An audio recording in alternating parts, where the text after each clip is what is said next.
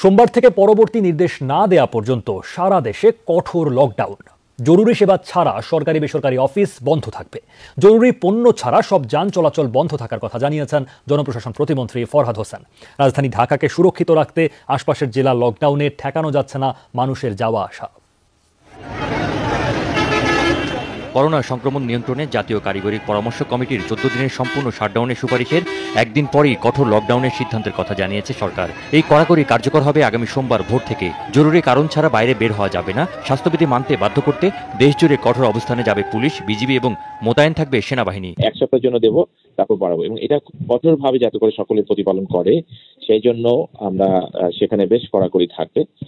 সেই জন্য পুলিশ থাকবে, আপনার বিজিবি থাকবে, সেনাবাহিনীও থাকতে পারে।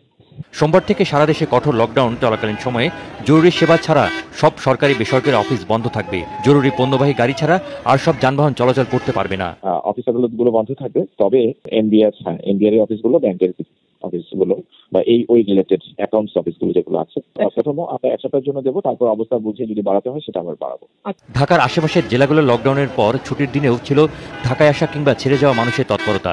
ফেরিগুলোতে ছিল দিনভর ভিড়। দূরপাল্লার বাস বন্ধ থাকলেও ভেঙে ভেঙে বিভিন্ন গাড়িতে রাজধানীর প্রবেশমুখে আসছেন তারা। আমাকে যে বাল বাচ্চা আছে, বহু লাইন আছে, হেদের খাওয়াইবে কে, হেদের রিজনেক বিদেশের লাইন।